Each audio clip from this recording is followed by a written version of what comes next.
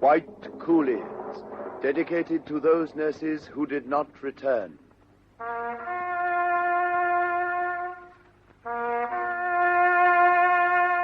Sister Davis. Missing. Sister Hempstead. Missing. Sister Gardam. Missing. Sister Raymond. Missing. Sister Jeffery. Here.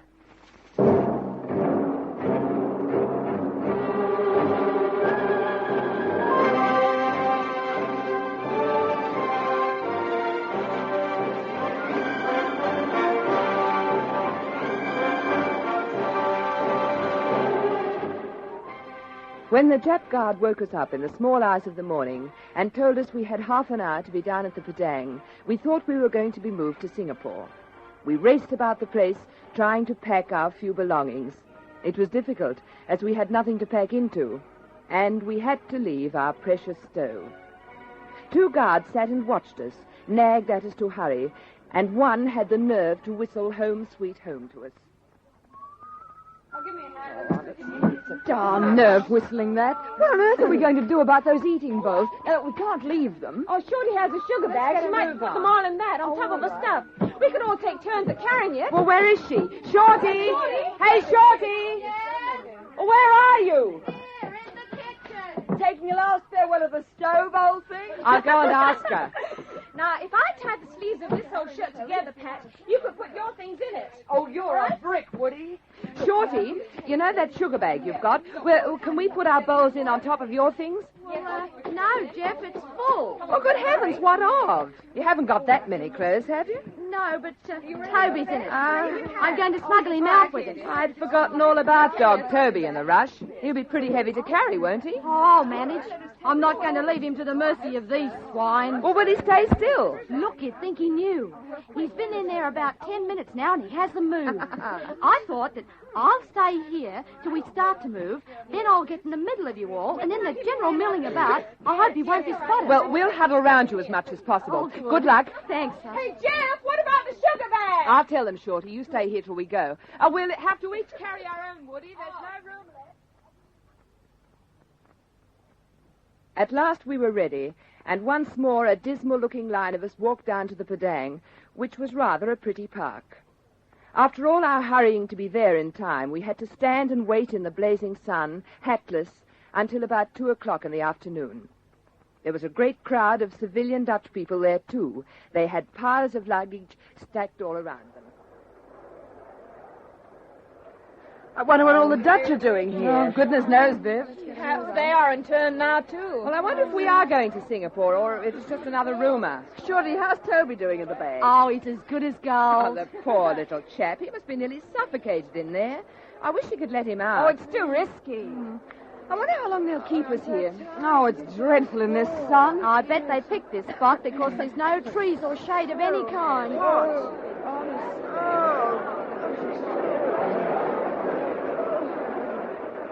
All men will line over here.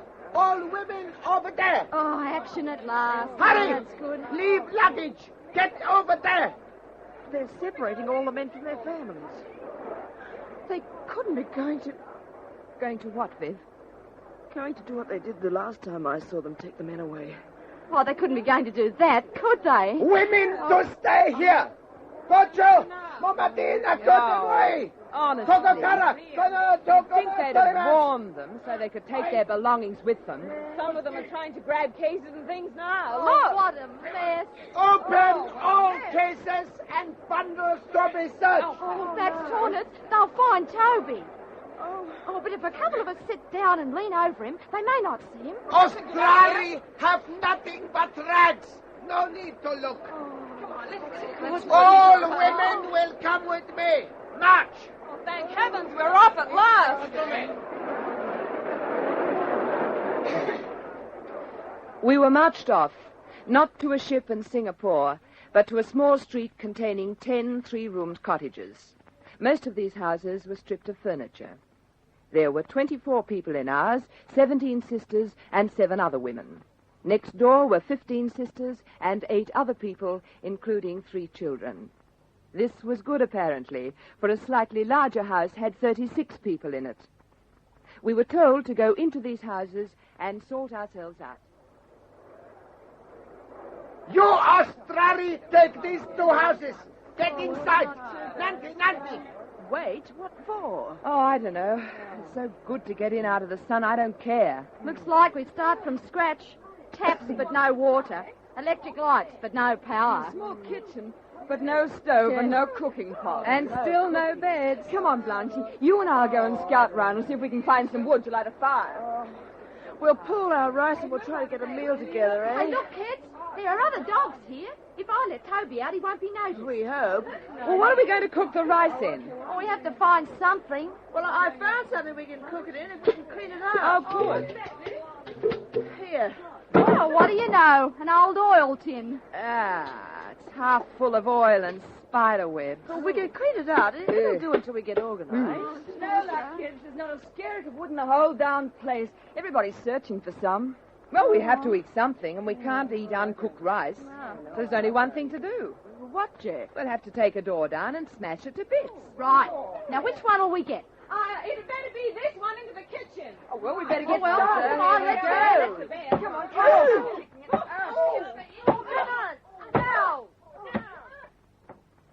After a lot of effort and a few bruises, we got the door down and smashed it up by the simple method of jumping on it. We borrowed a match from a guard to light the fire and set to work to cook a meal. We had to carry water from the last house in the camp, which was quite a way and was at the foot of a hill.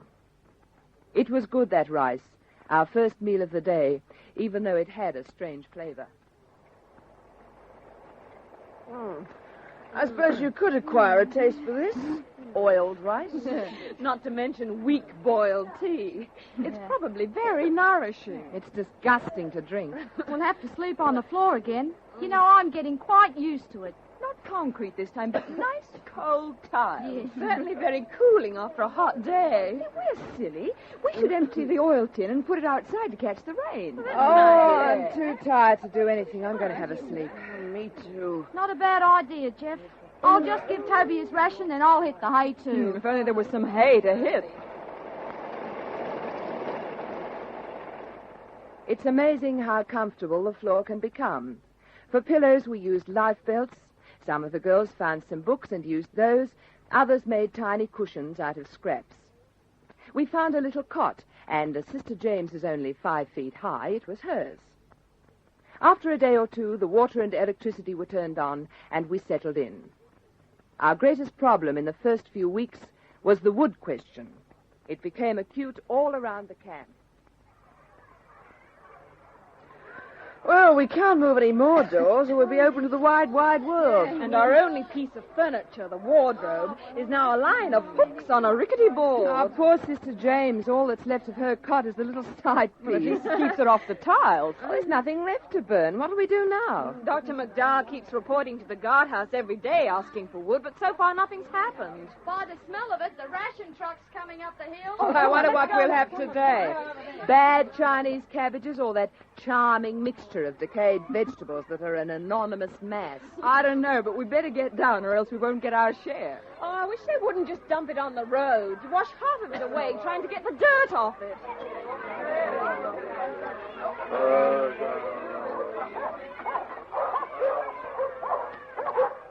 What is it? What's happened? They have brought a piece of wild pig, and when they saw it on the road, all the dogs are eating it. Well, let's get them away quick before they eat it all. Drop it! Here, let go! Your brave dogs are on. But they're eating the first piece of meat we've seen for weeks. Brave are on, Astrari. I won't. You will get it when I'm ready. There won't be any left to get. Oh, Jeff, look at it. It's a moving mass. It's still meat. Can we take the other rations now? Not yet. Soganoki, stand out of the way. I will cut up the meat. About time. Kura Anji! Cut out too! Kura Anji! Will that that's nice and hygienic. First throw the meat in the dust and then get a bunch of dogs and let them have a go. And then put your dirty boot on it to steady it as you put it, as you cut it out. Heck at it's more like it. Then throw each piece in the dust and let it lie there till it really is a moving mass. Result? Meat for dinner. Yo, Astrari, this piece. Get other ration. Is this all we get? All get the same. But this piece isn't as big as the palm of my hand, and there's 24 of us. That's all you get. Get out. Tero. I got the other rations, Jeff. Long beans today, but they're rotten. Look. What on earth's that? Our meat ration. For all of us? That's right.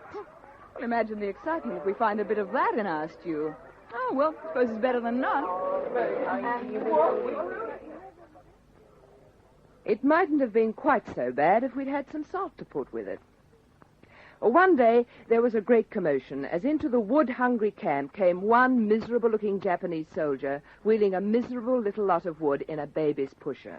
He was surrounded by mobs of women and children until he didn't know where to put himself or his wood. They all talked at him so loudly, and there was such confusion that he dropped it and went back for another little load. He was ridiculous. A little later, a truck was driven into the camp laden with wood in 15-foot lengths and burnt black, but it was wood. It kept coming in twice a day, and within a week we had so much wood we didn't know where to put it. It all had to be chopped, so 2 axes were provided for over 400 women. They ran hot. Well, I'm next in line for the ladies' wood chop event. Oh, hello, Shorty. It's your turn today, is it? Yes, Woody. I don't know how we'll get on. I usually chop everything in sight except what I'm aiming at. Me too. Oh, but it's the blisters that are the worst. Oh, well, I can but do my best. Now it's my turn. Stand back, old thing. Anything's likely to happen.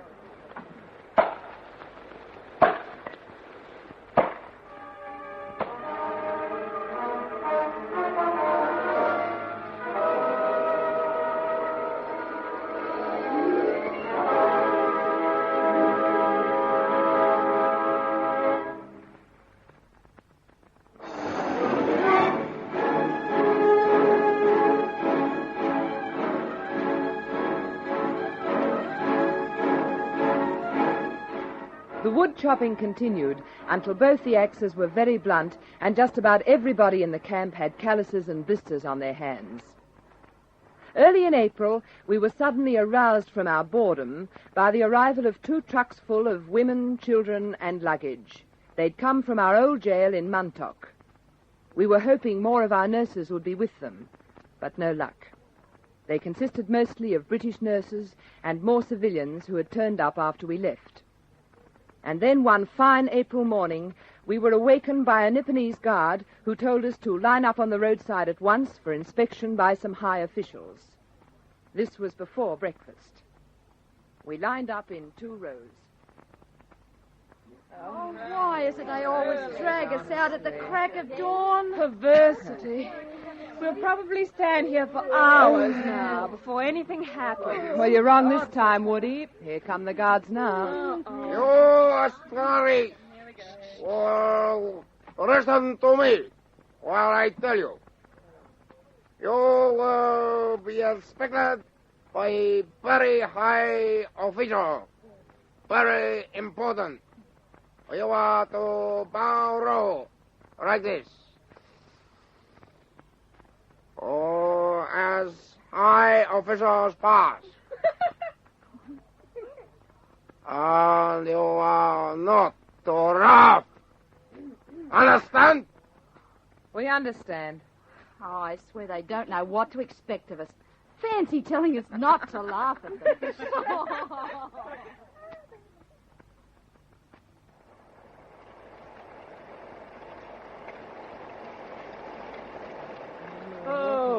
Oh, this rain. I know. It'd drive you silly, wouldn't it? Oh, I'm so bored. That's what I've got. I found it on the rubbish heap. Oh, what is it, Pat? Look, Oh, a photograph album. Full, too. Anyone we know, Pat? Oh, don't be silly, Viv. It's Dutch, I think. I thought we could make the photos out and make them into cards. Our old pack's useless. Well, that's an idea. Are there 52 snaps? Oh, more than that. We might even get 2 decks. We haven't got any way of putting the clubs and spades and things on them. Well, look, some of the Dutch may have inks. We could ask.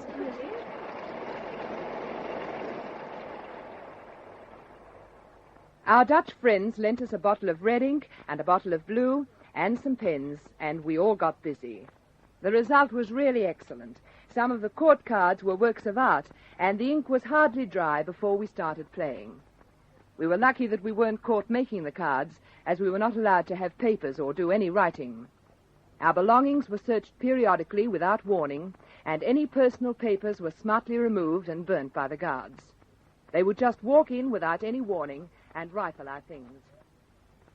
That's what I was walking around there. Kids. There are 2 guards headed this way. It's probably another search. Well, I haven't got anything left to find. Oh, I got to go and see if Toby's out of the way. Jeff, what about your diaries? Oh, great guns, I'd forgotten. What'll I do with it? Oh, hurry up, because they're nearly here. Where will I put it? Oh, look, this'll have to do. Under the kitchen bench. Hope for the best. There's enough cobwebs under there to hide anything. They seem to grow while you look at them. Viv, are they coming in? Yes. Here they are, quick. Get outside the strari. Outside. We search. They didn't find the diary, but when I retrieved it, I found an empty beer bottle. Nobody knew where that came from, but it did very well as a hiding place for part of the diary. I just rolled it up and slipped it inside the bottle. The rest of it lives in a small pillow at the moment. We had a red letter day when, after months of not sighting soap, one day it arrived with the rations. A small piece each, which was treated like gold. Oh, I can't believe it. Real soap after all this time. Oh, isn't it wonderful? I can't wait to use it. Did you get your piece, Mac? Oh, yes. I don't know which to do first. Wash me or my few rags? Well, I don't think it'll stand up to both. It's only a very small piece of soap. Well, that sounds like a very dirty crack. Do you mean I'm so dirty that I'd use the whole piece in one wash? Oh, not only you, Jeff. We're all pretty grubby, aren't we? Oh, yes. Hey, Viv. Viv, come over here. I want to speak to you a minute. What's the matter? Let's gang up on Mac and see if we can get her to say anything but, oh, yes. How do you mean? Well, it doesn't matter what happens. That's all she says. Let's tell her some really fantastic things and see what happens. We'll get some of the others in on it, too, and try it out tonight, eh? All right, we'll try, but I'll bet you we don't get her to say anything else.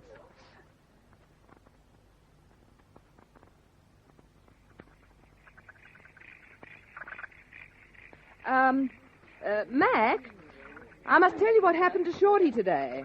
Oh, yes? Yes, it was terrible. She was walking along with Toby when 2 of the big dogs attacked him. There was a frightful fight, and Shorty nearly got killed trying to get Toby out of it. Oh, yes? Yes, there I was with the dogs murdering themselves all around my legs.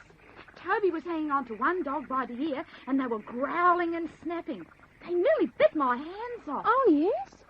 And then Shorty went to get some water to throw on them, and when she came back, 2 of the nips were watching the fight, and they wouldn't let her stop it.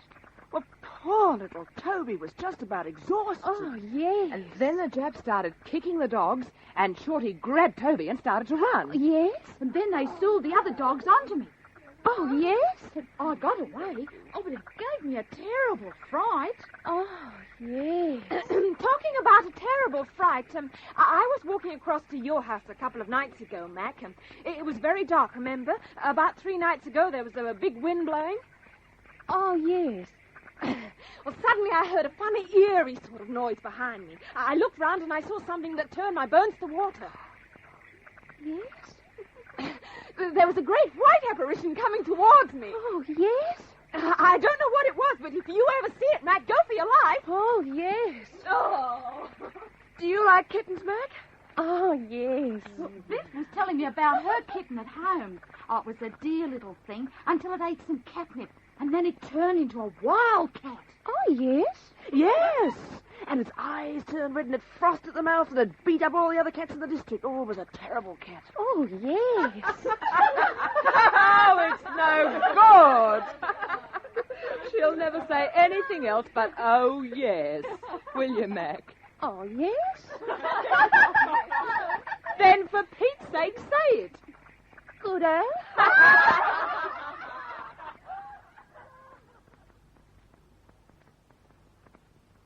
In May, our rations improved. As well as the decayed vegetables that, when cooked, gave us about a dessertspoonful of soupy stew per person, we were given water lily roots, pink, mauve, and white. Also bamboo shoots.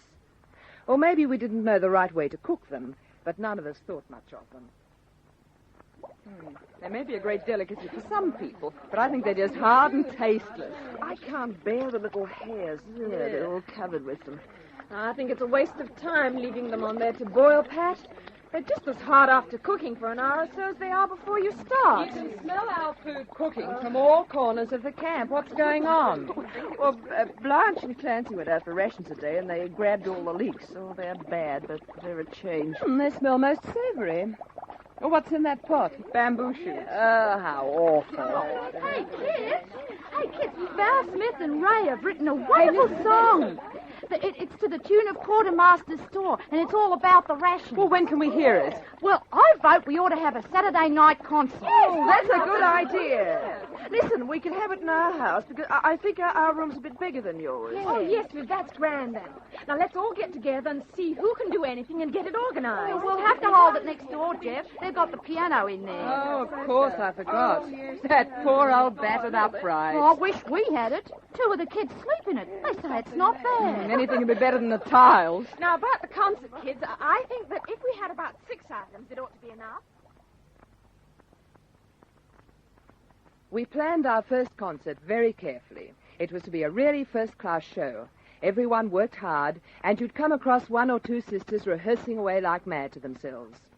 The great night came, and it was a huge success, but the star turn of the evening was Val and Ray's song. We probably liked it best because we could all join in the chorus.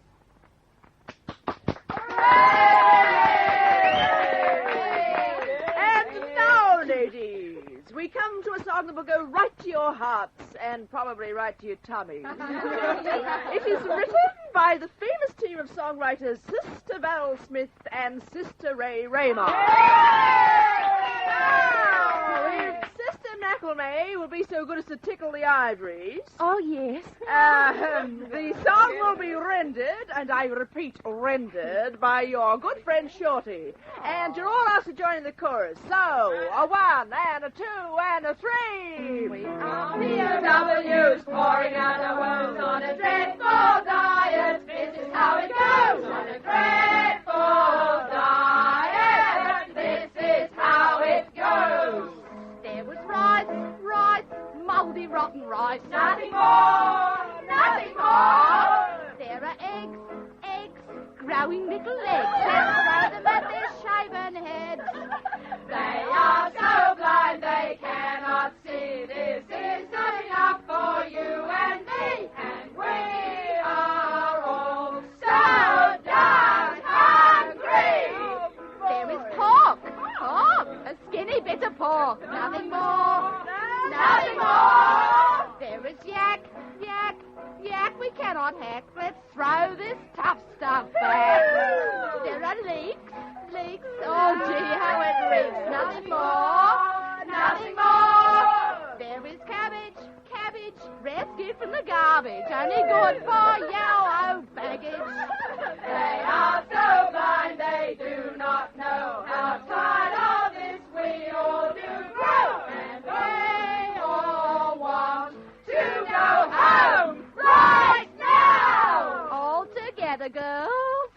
There's rice, moldy rotten rice. Nothing more, nothing more. There are eggs, growing little legs.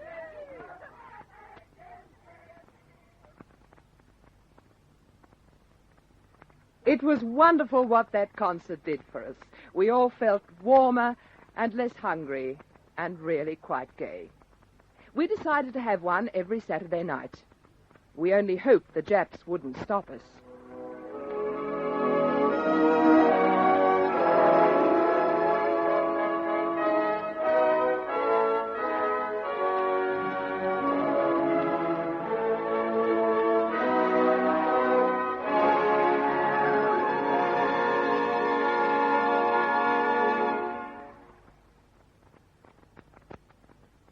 listen again for a further episode of this true story of Australian women at war.